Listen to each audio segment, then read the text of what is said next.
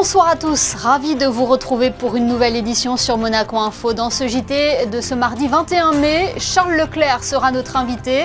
À quelques jours du Grand Prix de Formule 1, le pilote monégasque livrera sur notre antenne ses impressions et ses ambitions au volant de sa Ferrari sur le circuit de Monaco. 6 ans qu'elle attendait ça, l'AS Monaco jouera la Ligue des Champions la saison prochaine. Une qualification qui coïncide avec les 100 ans du club. Thiago Scuro, directeur général de l'AS Monaco, dressera avec nous le bilan de la saison des Rouges et Blancs. Dans ce journal également, du football corporatif avec notamment le Challenge Prince Régnier 3.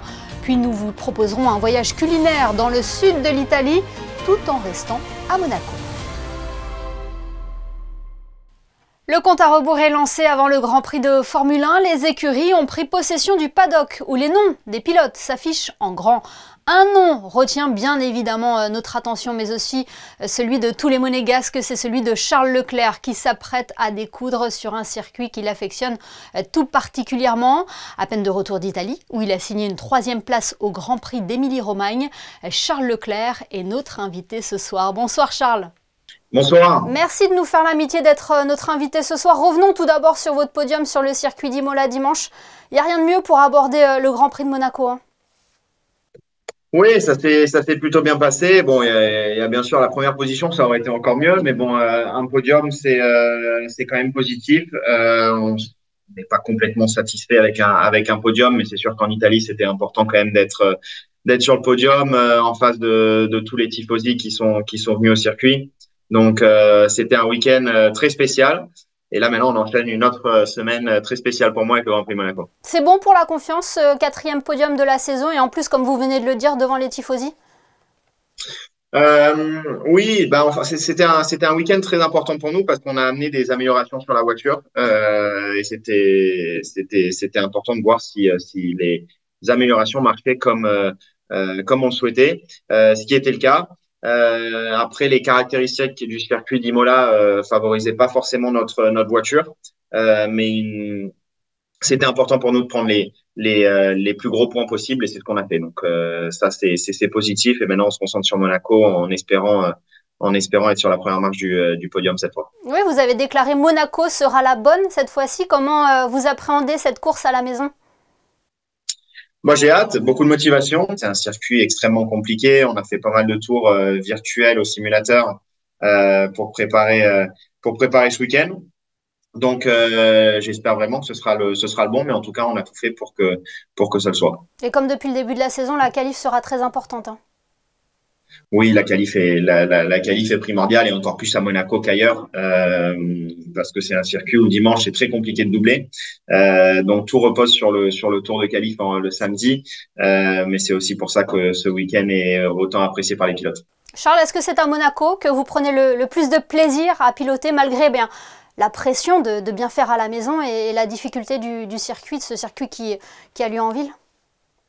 C'est pas forcément une pression, c'est plus une motivation qu'une pression. J'ai jamais vraiment ressenti la pression en général, donc c'est juste l'envie de bien faire et le plaisir de rouler sur un circuit aussi exceptionnel que Monaco. Pour moi, c'est mon circuit préféré de toute l'année.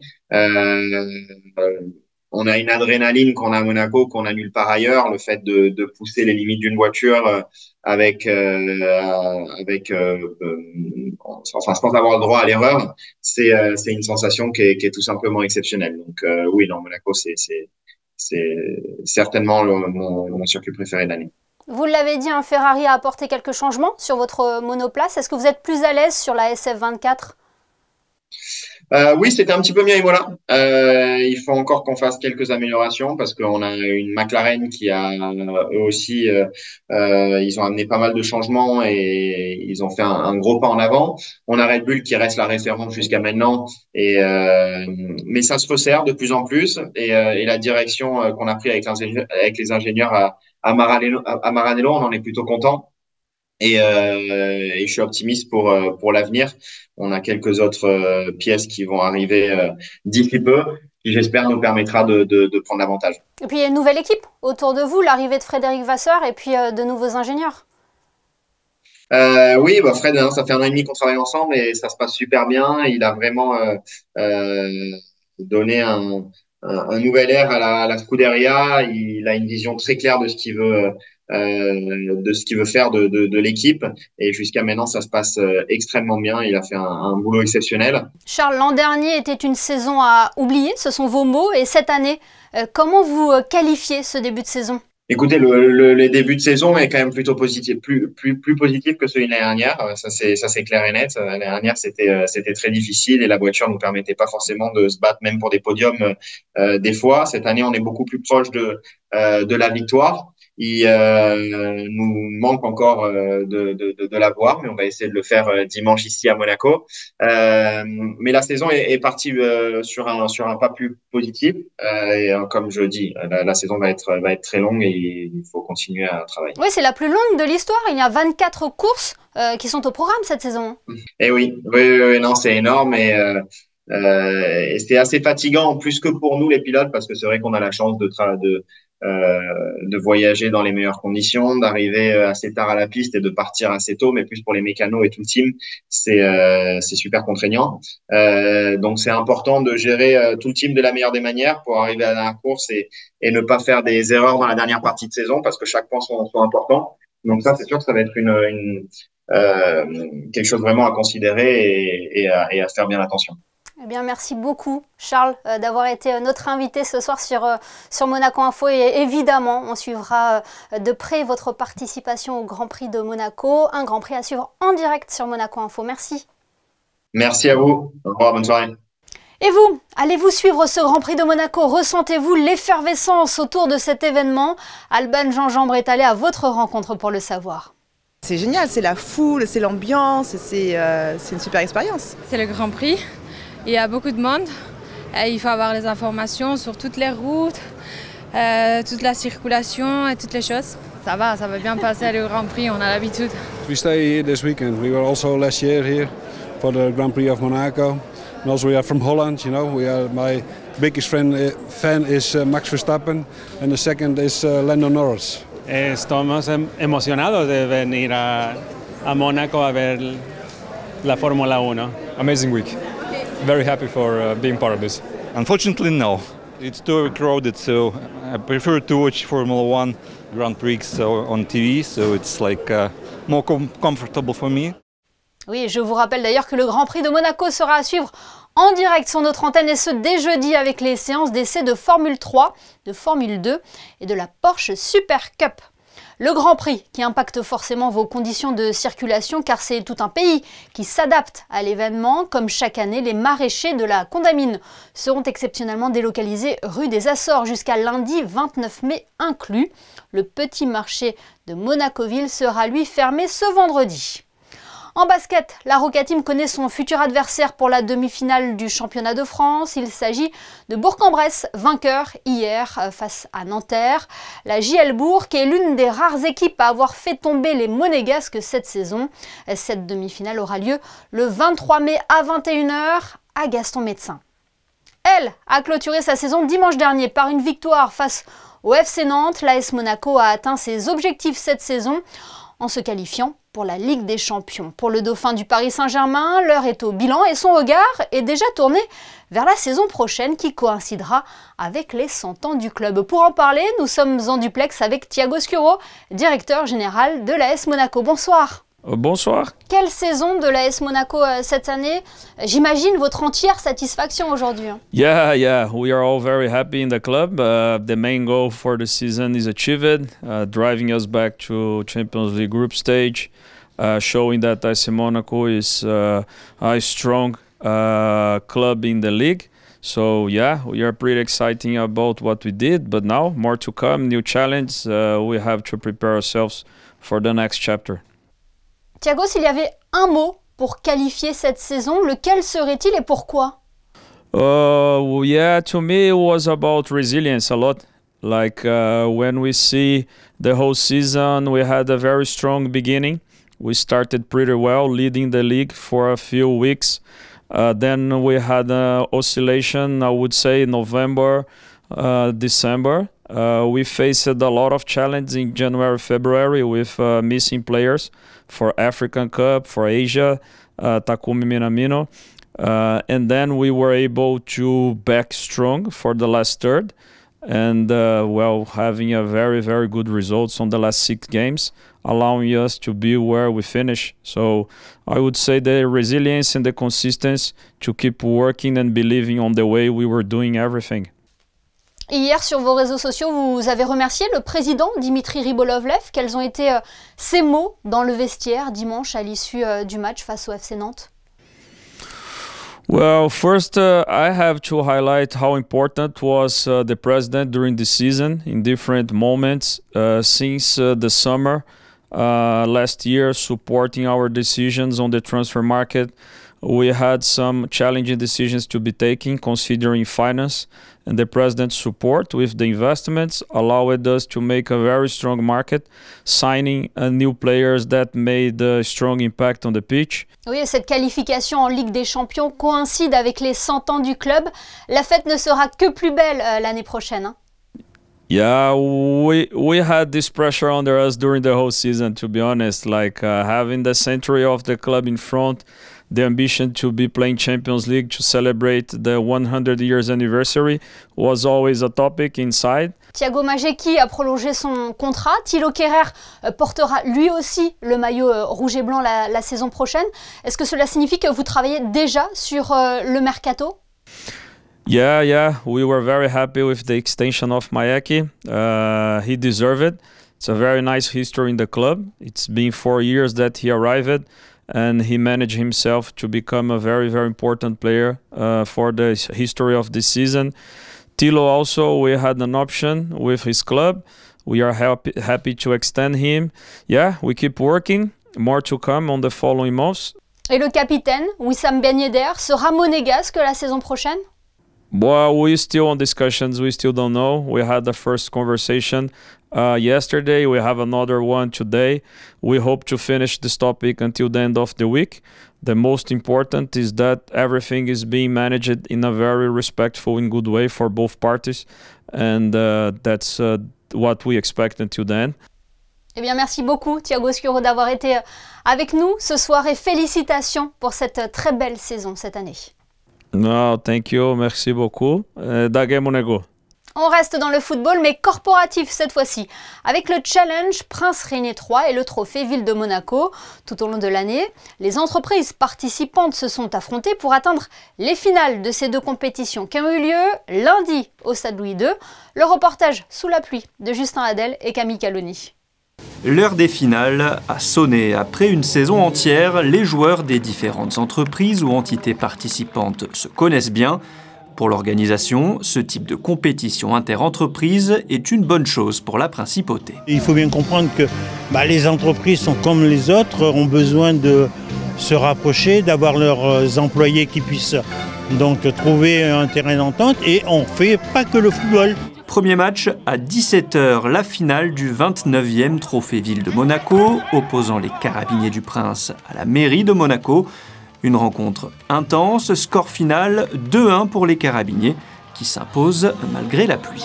C'est une super victoire, surtout dans les dernières secondes. On a eu un match assez difficile, un terrain assez lourd et un match physiquement assez éprouvant. Mais tout le monde a fait le boulot et c'est un super match pour nous. À 19 h, place à la finale du 46e Challenge Prince Régnier III entre la Société des Bains de Mer et MI Monaco, une société monégasque de recrutement. Toujours sous la pluie, le match est très serré, 0-0 à la fin du temps réglementaire. L'ASBM s'impose au tir au but. C'était un plaisir parce qu'on s'était fixé quelques objectifs au début de saison, au moins d'aller en finale. Après, on connaît l'équipe d'AMI, on connaît leur niveau, on connaît les joueurs que c'est individuellement, collectivement. Donc on savait que ça allait être un match très difficile, ça allait jouer sur des détails, on l'a vu, c'est des pénaltys, les pénaltys c'est des détails. Après pour l'ASBM c'est une bonne chose parce que le président était très concerné, il est venu nous voir en début de saison, il est venu nous voir avant le match. Donc c'était un peu pour lui rendre l'appareil parce qu'il nous a mis dans de bonnes conditions toute la saison. Donc je pense que c'était une victoire d'équipe, de groupe et de société. Je pense vraiment que ce n'était pas une victoire d'un groupe de 15, c'était vraiment toute la société qui était tout le temps derrière nous, qui nous facilitait les libérations des joueurs pour les matchs. Donc franchement c'est une victoire d'ensemble, je pense, une victoire de l'ASBM complète. Pour toutes les équipes, le temps est désormais à la fête, à la remise des trophées. D'autres récompenses sont décernées, comme par exemple celui des vainqueurs du tournoi à 7. Le reportage qui va suivre va sûrement vous mettre l'eau à la bouche. Un nouveau restaurant vient d'ouvrir ses portes du côté du Larvoto. Son nom, Da Valentino. L'établissement du groupe Maya Collection remplace le Maiaggia pour proposer une cuisine aux saveurs italiennes distinguées. Plus de détails dans ce reportage d'Anaël Marquez et Camille Caloni. Plus de 800 km séparent la principauté du sud de l'Italie, mais pas besoin de parcourir cette distance pour déguster sa cuisine raffinée. Au Da Valentino, les amateurs de saveurs siciliennes et napolitaines sont servis, d'autant plus que les équipes de l'établissement se sont appliquées à sélectionner leurs ingrédients directement là-bas. On a une sélection de produits magnifiques.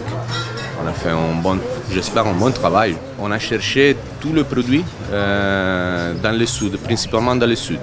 Ça veut dire dans Napoli, on fait arriver des tomates del Piennolo, dans la Sicile, les tomates frais, les anchois, dans la Puglia, les burrate. On a fait arriver vraiment des produits très très bons et on a cherché de représenter le sud d'Italie avec quelques touches de toute l'Italie. Le Da Valentino mise donc sur une cuisine de qualité, mais pas que. Vaisselle fine, lustre de cristal, piano à queue. Le restaurant se distingue par sa décoration élégante et raffinée, en plus de proposer une ambiance musicale tous les soirs de la semaine. Une véritable invitation à vivre la Dolce Vita. Monaco est riche d'une offre gastronomique importante. L'Italie n'est pas loin. Et en fait, ce qu'on voulait amener, c'est cette cuisine du Sud et en plus cette partie festive où en fait à partir de 17h30 nous avons un pianiste qui chante et qui se suit avec une animation avec un DJ. Et c'est vrai qu'en principauté, un restaurant italien avec ce côté festif, on ne le retrouve pas forcément. Et à peine ouvert, le Da Valentino a déjà vocation à s'exporter en dehors des frontières de la principauté. Le groupe Maya Collection prévoit une prochaine ouverture de l'enseigne à Doha, au Qatar. Musique à présent, régulièrement, l'Orchestre Philharmonique de Monte-Carlo se produit en dehors de la principauté pour le plus grand plaisir des mélomanes. Les musiciens se produiront par exemple au Corrégie d'Orange en juin, mais aussi au Festival international de Colmar en juillet. Prochainement, c'est au Japon que l'OPMC va voyager. José Sacré a assisté aux ultimes répétitions.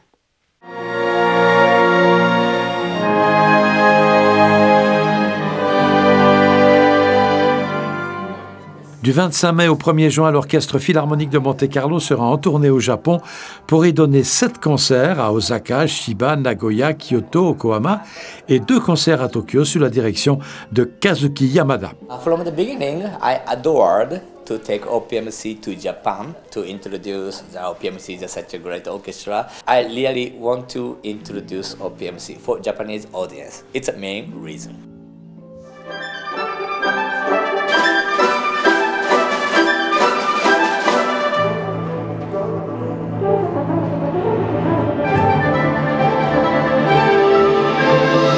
L'Orchestre Philharmonique de Monte-Carlo au Japon interprétera 3 programmes différents, des œuvres de Beethoven, Debussy, Saint-Saëns, Berlioz et le concerto en sol majeur de Ravel, avec en soliste le jeune pianiste japonais Mao Fujita. Very young, he is 25 years old. Actually, just 20 years old difference between I and Mao. And the Japanese audience is saying like us, like the son and the father, like that. Maybe the looks like a little bit the same. Anyway, he is a fantastic pianist. The kind of genius. They're under the sunshine or under the star. Yes, and then big star in Japan that already very popular. In Japan, very famous, very popular, and then that's why already the tickets were sold out completely, and because of him actually. Monaco Info vous proposera dès le retour de l'Orchestre Philharmonique de Monte-Carlo un reportage sur cette tournée exceptionnelle au Japon. Le saviez-vous, l'une des plus grandes caves d'hôtels privés au monde se trouve ici, à Monaco. Il s'agit des caves de l'Hôtel de Paris. Elles célèbrent cette année leurs 150 ans, un anniversaire qui sera marqué par de nombreux événements qui mettront en valeur le patrimoine inestimable des caves. Mais comment entretient-on un tel trésor ? Et quelle est son histoire ? Les réponses dans ce reportage d'Alban Gingembre et Camille Caloni. C'est ici, 12 mètres sous terre, que sont stockées les 350 000 bouteilles de l'Hôtel de Paris. Des vins sélectionnés avec soin selon les analyses de vente, avec les Champagne et Provence en haut de la liste, suivis des Bourgogne et Bordeaux, ainsi qu'une petite part de vins étrangers. On a la chance d'être dans un groupe qui fait un vrai investissement et sur le temps, et sur le monde du vin, et sur la qualité des vins. Il faut savoir qu'on achète tous nos vins ou sortis de millésime ou en primeur sur la place de Bordeaux. Par exemple, en ce moment, on est en train d'acheter le millésime 2023, qui n'est pas encore élevé. Malheureusement, il va falloir qu'on paye avant de le recevoir et qu'on va recevoir en 2025, 26, peut-être 27 pour certains élevages plus longs, et qu'on mettra sur carte en 2033, 34, 35. Donc c'est un vrai pari que prend la société sur le temps, sur la qualité du vin et après sur un vieillissement optimum. L'une des perles rares, le musée Marie Blanc, en hommage à celle qui était à l'initiative des caves avec ses flacons d'exception. L'idée, c'est vraiment d'avoir un patrimoine vin très conséquent dans la société, puisqu'on parle des 150 ans. On a des bouteilles dans le musée qui vont jusqu'à 1809, 1811, sur des cognacs Roi de Rome. Si on le remet dans le contexte des pommes, Roi de Rome, c'est le fils de Napoléon Bonaparte. Donc ça fait quand même une page d'histoire qui est écrite dans les caves. On a des châteaux Yquem 1890, donc là aussi on est sur la fin du 19e siècle. On a la doyenne des caves en termes de vin qui est un marquis d'Aligre sur Margaux 1835. Donc c'est plein de pages d'histoire et plein de bouteilles exceptionnelles. Fondées en 1874, les caves ont aujourd'hui 150 ans. Au programme pour cet anniversaire, dîners exclusifs, conférences, masterclass, mais aussi une route des grands crus.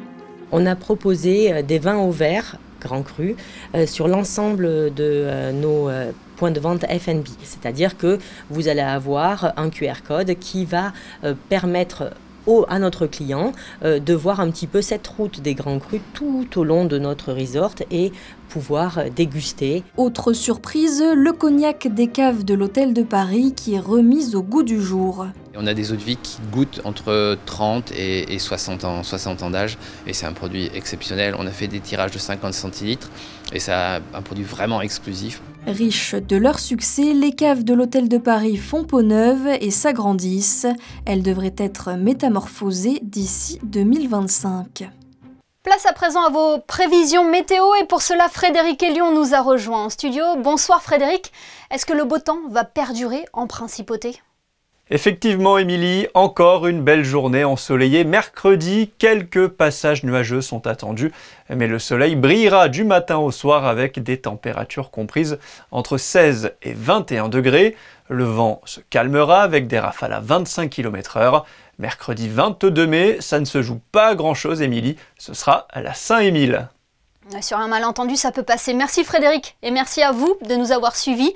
L'information continue sur nos réseaux sociaux et notre site internet, un site où tous nos replays sont également disponibles. On se quitte avec les photos de Stéphane Dana qui vous emmène ce soir au Maona, au Monte Carlo Beach. Nous y reviendrons plus longuement dans notre édition de demain à 19 h. Belle soirée à tous sur Monaco Info.